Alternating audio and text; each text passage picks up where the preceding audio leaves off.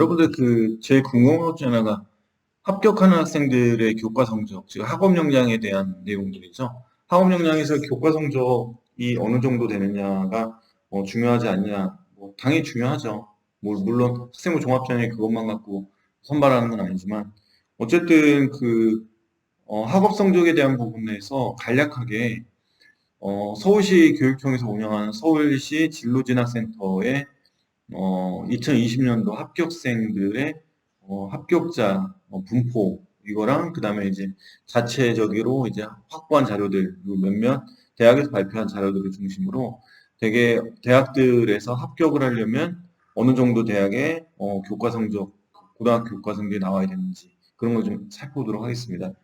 예를 들면 교과 성적도 일반고랑 특목고랑 다르고 전체적으로 교과 성적이라는 게 무조건 교과 성적으로 줄을 서한다 이런 건 아니에요. 그럼 교과 전형이죠. 금과옥조는 아니죠. 그렇지만 교과 성적이 상당히 중요하다는 데에 대해서 이의를 제기하지 않는 것처럼 교과 성적에 대한 부분들도 한번 생각을 좀 해봐야 되지 않을까 생각합니다. 먼저 인문 자연 나눠서 한번 생각을 해볼게요. 인문계부터 한번 보자고요.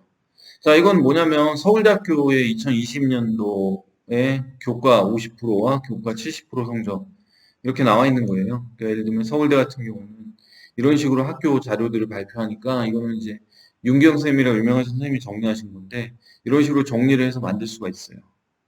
자, 그러면 한번 볼게요. 자, 이거는 이제 간단하게 정리한 거예요. 이거를 일일이 어떤 특정 대학을 잡아가지고 하나하나 다 살펴보기는 시간이 너무 오래 걸리고 그래서 인문계열 그러면 서울대는 뭐 일반 전형이에요. 뭐 이럴 때 안정권 1.3에서 그다음에 가능은 1.7, 학교 발표 최저는 3.2다. 대학에서 발표했는데 우리 고등학교에서도 발표를 가끔 하죠. 이 정도 성적으로 붙었다 이런 거. 근데 붙은 학생 중에 교과 성적이 제일 낮은 학생인데 꼭 기억해야 될 게 서울대 같은 경우는 자연계는 영재고등학교 쓰는데 영재학교는 이제 석차 등급 반영을 안 하기 때문에 GPA 4.3은 그걸 반영하기 때문에 의미는 없고 여기서 말하는 거는 보통 인문계니까 일반고랑 외고 국제고의 성적들을 얘기하는 거죠. 표현편차 0.4다 뭐 있는데 표현편차가 클수록 좀 많이 분포되어 있는 거죠. 차이가. 자, 그 다음에 특목고 학생들 많죠. 일반 전형이니까. 자, 합격자 내신에서 2.0 보다 낮은 학생들 제외하면 내신 평균 1.48. 일반고 학생들은 그래서 서울대 일반 전형 쓸 때 1점대 중반 정도를 쓰죠. 왜냐면 그보다 더 좋으면 지역 균형을 쓰니까요. 자, 연세대 활동호수. 안정권은 1.4, 가능권은 2.0이다. 연세대 활동호수는 연세대에 이제 추천 전형이 있어요. 추천 전형은 교과 전형이고, 연세대 활동호수형은 따로 학생부 종합인데, 둘 중에 하나밖에 쓸 수가 없거든요. 그러니까 연세대 추천을 쓰는 학생들이 연세대 활동호수를 포기해야 되니까, 일반고에서도 추천보다는 낮은 성적대 학생들이 주로 지원한다, 이렇게 생각하면 되고, 학교 발표 최저가 4.0이다. 이거 외국 국제고 학생들 중에 연세대가 과가 왜 생활과학대 있잖아요. 네. 생활 디자인이나 이런 데 있지 않습니까? 실내 건축. 그쪽에서 붙을 수 있는 성적이기도 하죠. 자, 그 다음에 고려대 학업우수. 고려대가 1단계 6배수 뽑고 2단계에서 면접 보는 형태죠. 고려대 학교장 추천 교과는 그 밑에 써 있지만 이거는 이제, 면접 없이 그냥 일괄 서류를 뽑는 건데. 고려대 학업우수는 이제 일반고 학생들도 2등급 넘고 3등급대에 가까운 학생들까지 붙는 전형인데, 활동이 좀 많고 수능 최저에 맞출 수 있으면 쓰는 편이죠. 자, 그 다음에 성균관대 계열 모집, 성균관대 학과 모집. 성균관대 계열 모집은 이제 인문계열, 그 다음에 사회과학 계열, 그 다음에 공학 계열, 자연과학 계열처럼 학부 형태와 유사한 형태로 묶여 있는 것들을 선발하는 전형인데 많이 뽑고 1학년 때는 그냥 학과를 다니는 것보다 학부를 다니고 2학년 때 학과를 선택하는 형태죠. 자, 그 다음에 성균관대 학과 모집. 자, 가능권은 2.1이다. 근데 중요하지 않아요. 성균관대 같은 경우는 계열 모집이나 학과 모집에서 일반고 학생들에게는 높은 내신을 요구하는 편이고, 그 다음에 특목고 학생들, 외고 국제고 학생들은 내신도 보지만 활동도 보는 형태. 그래서 아마 일반고 학생들에게는 교과 성적이 매우 중요해요. 성균관대학교 학생부 종합전형 그 안내집에서도 마찬가지 그렇게 되어 있습니다. 자, 학업 역량을 많이 본다 이렇게 되어 있죠. 학업 역량을 많이 본다는 뜻은 내신 많이 본다 이렇게 해석이 되는 거죠. 성균관대 학과 모집은 학과니까요. 예를 들면 러시아학과, 사회학과, 통계학과, 중어중문학과 이런 식으로 학과를 뽑는 거고요. 학과로 들어가면 그 과로 계속 있어야 돼요. 자, 이거 외고 국제고 학생들 중에 내신이 좀 낮은 학생들, 3등급 정도 되는 학생들이 집중적으로 지원하는 전형이고요. 학교 발표 3.8 맞습니다. 이 정도 돼요. 3등급 넘는 학생들 동양 동양 유학부 이런 데까지 다 쓰죠. 유학 동양학 이런 데. 자, 그 다음에 한양대입니다. 학생부 종합 일반. 자, 자소서도 없고 추천서도 없고 그냥 선발하는 전형. 근데 한양대는 이거를 종단, 횡단 이렇게 얘기하면서 한양대는 되게 상당히 분석적으로 학생부 종합 전형을 선발하는 거, 학생들 선발하는 걸로 나오는데 전체적으로는 한양대학교의 이런 선발 방법 자체는 교과 성적을 안 보는 걸로 보여요. 석차 등급을 안 본다. 근데 명확하게 잘 보셔야 돼요. 한양대학교 학생부 종합 전형의 안내서 보면 석차 등급은 안 보지만 원점수, 평균, 표준 편차 같은 것들은 봐요. 그리고 밑에 세부 능력 및 특기 사항도 본다고 되어 있거든요. 등급을 계산하지 않을 뿐이에요. 등급을 계산하지 않고 등급으로 줄을 세우지 않지만 성적에 대한 성취도나 학업 역량은 반드시 봅니다. 그러다 보니까 한양대 학생부 종합전형의 합격자 분포는 그 밑에 있는 서강대나 성대랑 큰 차이가 없어요. 그러니까 꼭 기억하셔야 됩니다. 그리고 학과들마다 학업 역량이 중요한 과들이 있어요. 전공적 합성이 크게 두드러지지 않은 과들도 있으니까 그런 거 생각해야 됩니다. 자, 그 다음에 서강대입니다. 서강대는 원래 1차, 2차 나눠져 있던 거를 합쳐버렸죠. 학생종합 일반. 원래 서강대 같은 경우는 1차와 2차의 성향이 달라요. 근데 둘 다 특목고를 많이 뽑는 학교죠. 그래서 예전에 조사에 의하면 학교에서 발표한 것들 가지고 줄을 세워서 보면 특목고 반영 비중, 그 선발 비중이 제일 높은, 특히 인문계열을 제일 높은 학교는 서강대다 이렇게 생각하면 됩니다. 서강대는 지금은 학교 블라인드 처리가 되니까 어떻게 할지 모르겠는데 학교 활동들 많이 보고 뽑아요. 내신도 많이 보지만. 근데 내신은 생각보다 덜 본다라는 의식이 강한데 일반고한테는 내신을 보고 활동도 보고 그 다음에 특목고나 자사고 같은 경우는 학생이 잘한다 싶으면 내신 나눠도 뽑죠. 자, 중앙대 다빈치 인재. 학생부 종합전형의 가장 대표적인 전형은 중앙대 다빈치와 경희대 네오르네상스, 건국대 자기추천 이 세 가지를 얘기하죠. 이 세 전형들은 전반적으로는 정통 학종이라고 불리죠. 1단계 서류, 2단계 면접으로 당락을 결정하는 형태고 최저 기준 없는데 경희대 네오르네상스는 올해 만들었지만 내년에 다시 없앤다고 그랬죠. 2023년도 다시 없앱니다. 자, 그렇게 됩니다. 그거 기억하고 계셔야 되고요. 자, 그 다음에 경희대 네오르네상스 안정권 1.8, 가능권 2.3, 학교 발표 최저 4.8.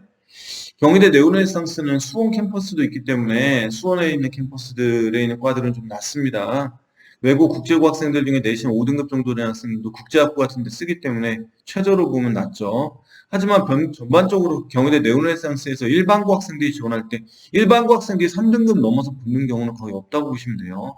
그래서 2등급 중반이 거의 최저고 활동을 정말 많이 해야 돼요. 2등급 중반도.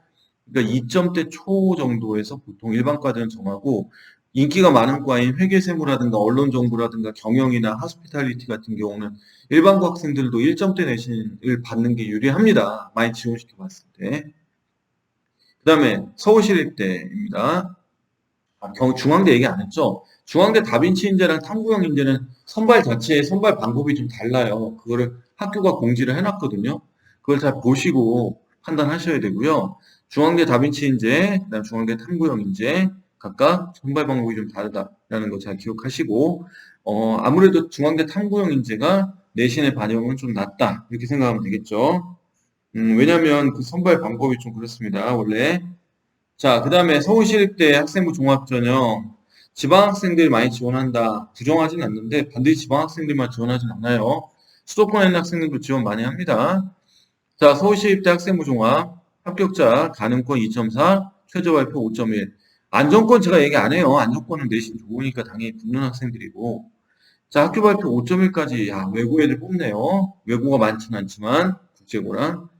건대 자기 추천. 원래 내신은 잘 안 보는 과로 알려져 있지만 사실은 건대에 가장 인기가 많은 미디어 커뮤니케이션과 문화 콘텐츠 같이 경쟁률이 수십 대 1에 이르는 과는 내신도 보고 활동도 봅니다.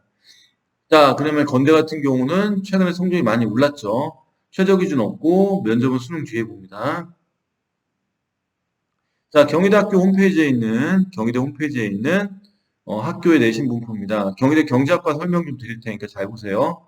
학교에서 이 자료를 올려놓는데 아주 잘한 거예요, 경희대가. 이 자료를 올려놓으면 이 자료를 보고 어떻게 선발하는지 봐야 됩니다. 경희대학교 경제학과 합격자 평균 등급 2.2. 자, 부모님들 다 아시겠지만 평균이라는 거는 학생들이 합격한 학생들이 내신을 모두 더하고 그 명수로 나누는 거잖아요. 어느 정도.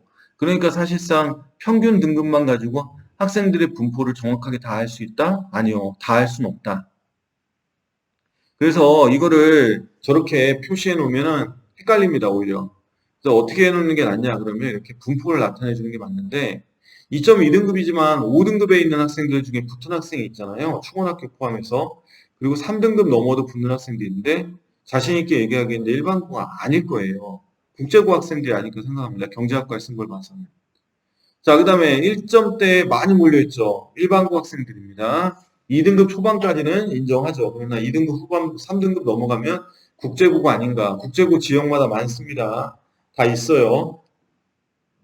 서울에도 있고, 경기에 고향하고, 그 다음에 동탄에도 있고, 부산에도 국제고 있죠. 그러니까 국제고가 적지 않습니다. 그러니까 국제고를 해서 다니는 학생들이 지원한 게 아닌가. 세종국제고 이런 데도 많으니까요. 자, 이렇게 해서 보는 겁니다. 자, 그래서 무역학과도 그렇고, 국제학과는 당연히 영어를 많이 쓰니까 영어에 대해서 그렇고, 경영 이런 학과들 그런데, 사실상 외국 국제고 학생들이 잘 못 붙는 학과들도 있어요. 앞에 있는 과들 중에 뭐 사학과 뭐 이런 데도 그렇고, 그러니까 이 경희대가 외국 국제고를 선별을 할 때 많이 뽑는 편이긴 해요. 이거 봐서는. 그러니까 이거 일반고 알아두면 되고요. 그 다음에 이화여대, 그 다음에 동국대, 외대, 숙명여대, 홍익대 이렇게 되는데, 외대 같은 경우는 외고 학생들 많이 뽑으니까 숙대도 외고 학생들을 뽑으려고 하는 거고요. 자, 동국대는 일부 뽑아요. 근데 많이 뽑진 않습니다. 이렇게 생각하면 됩니다. 이화여대 미래인재 당연히 많이 뽑죠. 자, 국민대 조금 생각보다 안 내려가죠. 이거 왜 안 내려가요, 국민대? 외국 국제고 학생들 중에는 내신이 너무 낮은 학생들이 쓰고 그 학생들은 합격하지 못해요. 일반고 학생들하고 일부 자사고, 서울권에 있는 광역자사고 학생들이 쓰겠죠. 그 학생들이 뽑힌다고 보시면 돼요. 숭실대는 외국 학생들 뽑으려고 할 것 같고요. 자, 그 다음에 세종대 맞습니다. 서울과기수대도 역시 일반고와 서울 지역의 광역자사고 정도만 뽑는 거다 이렇게 보셔야 돼요. 그러나 외대글로벌처럼 외고에 낮은 학생들, 외고인데 내신 5점대도 뽑는다라는 거를 드러낸 거죠. 자, 이렇게 생각하시면 되는 거예요. 자, 합격자 분포 그리고 학교별 특징 간략하게 설명 잘 들으셨어요? 제가 설명한 거 잘 들으면 아, 그래서 그렇구나. 특히 중간에 있는 경희대학교의 그 학교의 선발과 관련된 그 자료 분포, 내신 분포 중요합니다. 원래 경희대처럼 좀 발표를 좀 했으면 좋겠는데 다른 학교들은 경희대처럼 안 하고 평균값이나 70%컷만 제시하는데 사실 우리가 평균이나 70% 갖고도 지원할 수 있으면 좋아요. 하지만 우리가 지원하는 모든 전형이 안정 지원이고 그렇게 충분히 붙을 만한 성적대 학생들만 쓰진 않잖아요. 자기가 붙을 만한 학생들이 쓰기도 하지만 상향 지원할 때에는 합격자 분포를 보여주는 경희대 방식이 더 맞지 않나 라는 생각이 듭니다. 아시겠죠? 자, 이거 보고 분발합시다. 아시겠죠? 자, 자연계에 이어서 설명 좀 드리겠습니다. 감사합니다. 내용이 도움이 되셨다면 구독과 좋아요, 알람 설정까지 다음에 만나요.